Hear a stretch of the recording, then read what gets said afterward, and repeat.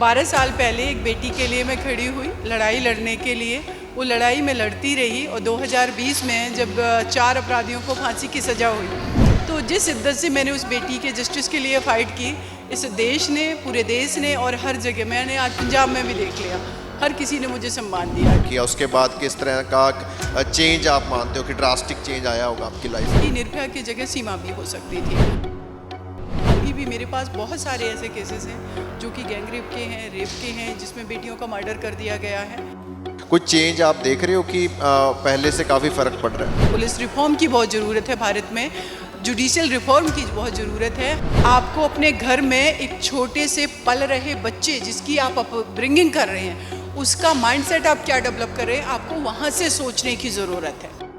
ਬਾਬੂਸ਼ਾਹੀ ਦੇਖ ਰਹੇ ਹੋ ਤੁਸੀਂ। ਦੇਸ਼ ਦੇ ਵਿੱਚ ਨਿਰਭਇਆ ਕਾਂਡ ਜਿਹੜਾ ਹੋਇਆ ਸੀਗਾ ਉਸਨੇ ਪੂਰੇ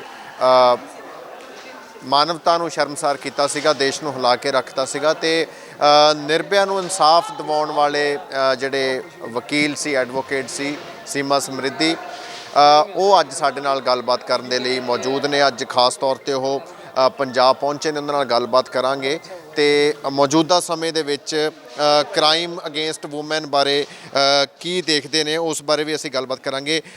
मैम पंजाब आए हो, कैसा लग रहा है, क्या पर्पस था? देखिए, पंजाब के मेरे सारे भाइयों को, सारे लोगों को मैं सत श्री अकाल करती हूँ, उनको शुक्रिया अदा करती हूँ कि मुझे यहाँ पर बहुत रिस्पेक्ट मिला और मुझे बहुत अच्छा लग रहा है। 12 साल पहले एक बेटी के लिए मैं खड़ी हुई लड़ाई लड़ने के लिए। वो लड़ाई मैं लड़ती रही और 2020 में जब 4 अपराधियों को फांसी की सज़ा हुई, तो जिस शिद्दत से मैंने उस बेटी के जस्टिस के लिए फ़ाइट की, इस देश ने, पूरे देश ने और हर जगह, मैंने आज पंजाब में भी देख लिया, हर किसी ने मुझे सम्मान दिया। तो जब लोग रिस्पेक्ट करते हैं तो मुझे लगता है मेरे ऊपर और ज़्यादा रिस्पॉन्सिबिलिटी आ गई और बेटियों के लिए लड़ना है। तो बस मैं पंजाब के भाइयों को, सभी को शुक्रिया अदा करती हूँ। इमोशनली किस तरह का इम्पैक्ट पड़ा आपके ऊपर उस इंसिडेंट के बाद और जब केस जो कंप्लीट आपने किया उसके बाद किस तरह का चेंज आप मानते हो कि ड्रास्टिक चेंज आया होगा आपकी लाइफ में?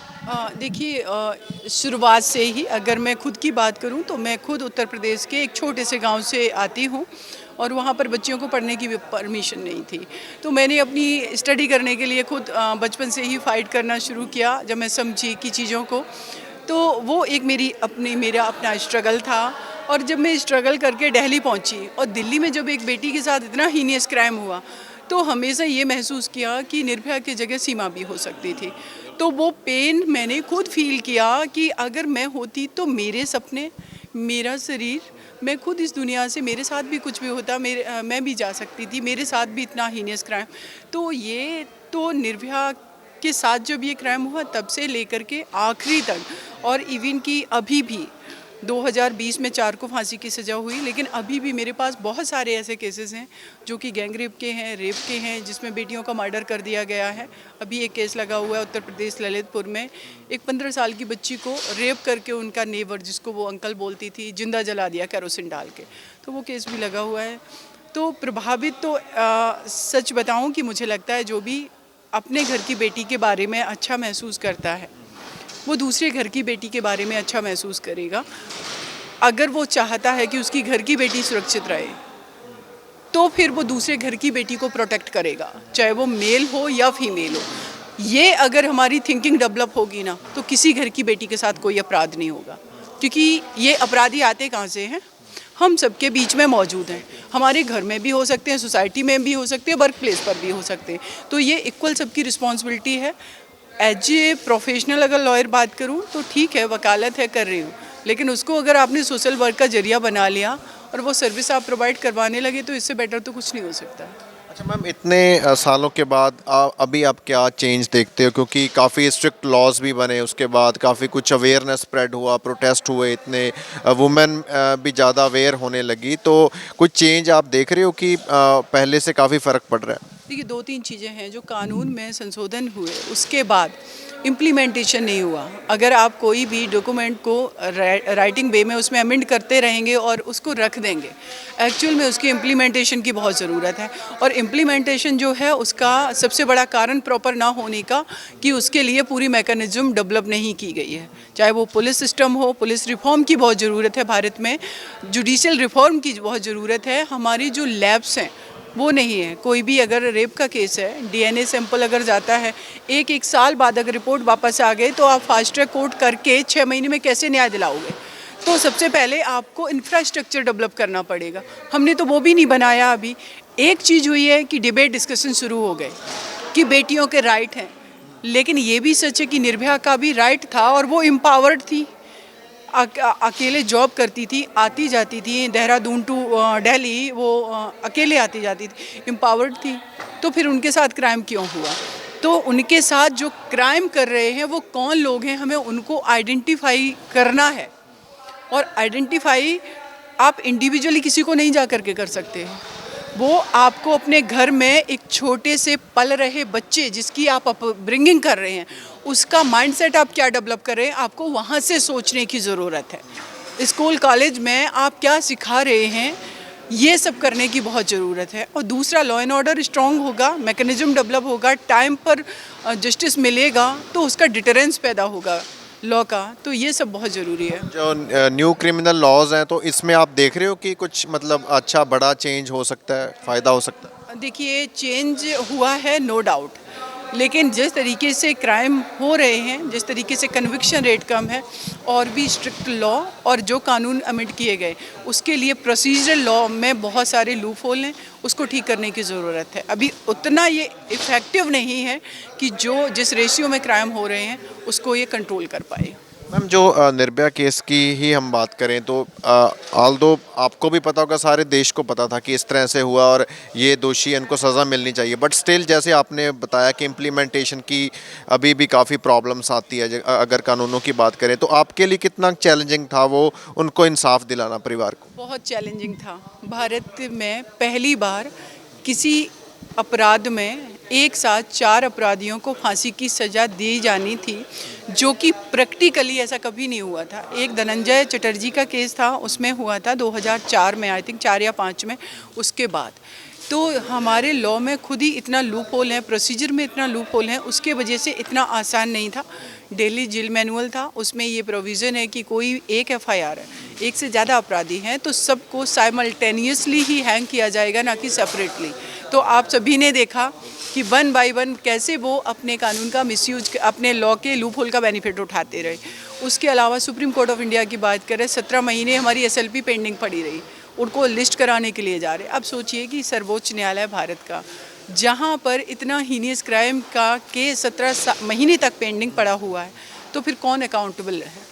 तो हम कलेक्टिवली, जब भी कोई क्राइम होता है, आरजेकल मेडिकल कॉलेज का हुआ, 1 महीने करीब प्रोटेस्ट, मीडिया में डिबेट डिस्कशन, ममता बनर्जी जी ने लॉ बना दिया कि 10 डेज के अंदर फांसी की सज़ा। How can possible? 10, अगर आप 10 डेज मत कीजिए, आप जो प्रैक्टिकली पॉसिबल है वो कीजिए, लेकिन उसको टाइम बाउंड कीजिए। उस केस में आप देखेंगे कि जो क्राइम सीन है, उनकी पुलिस ने उसको भी कवर नहीं किया। क्राइम सीन से एविडेंस डिस्ट्रॉय हो गए, फैक्ट डिस्ट्रॉय हो गए। आप कैसे जस्टिस को प्रिवेल करोगे? तो ये चीज़ें जब तक कलेक्टिवली सब वर्क नहीं करेंगे, अकाउंटेबिलिटी फिक्स होना बहुत ज़रूरी है। पुलिस कहती है जी हमारे पास पुलिस नहीं थी, हमारे पास मशीनरी नहीं थी, इसलिए हम प्रॉपर इन्वेस्टिगेशन नहीं कर पाए। जज कहते हैं हमारे पास जो फैक्ट आए उसके आधार पे हमने जजमेंट दिया। हाई कोर्ट में जब मैटर जाता है तो वो पेंडिंग पड़े हुए लिस्ट के लिए। सुप्रीम कोर्ट ऑफ इंडिया में भी प्रेसिडेंट ऑफ इंडिया के पास मर्सी पेटिशन पेंडिंग पड़ी 12-12 साल से।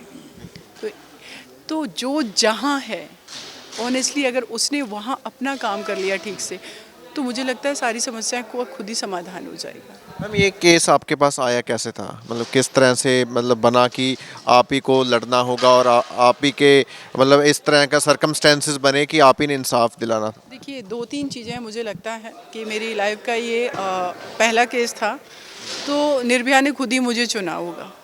मैं तो ऐसा महसूस करती हूँ, क्योंकि इस देश में जो लोग 40-50 साल से वकालत कर रहे हैं, इतना हाई प्रोफाइल तो नहीं कहेंगे, मीडिया में हाईलाइट होने वाला केस था ये। इतना ब्रूटल तरीके से उस बेटी के साथ क्राइम हुआ। लेकिन एक चीज़ मैंने महसूस करी है, दो तरीके से काम किया जाता है। एक वर्क है, आप एक्चुअल में उसको तब तक जब तक अंजाम तक नहीं पहुंचा देते हैं तब तक आप लगे रहते हैं।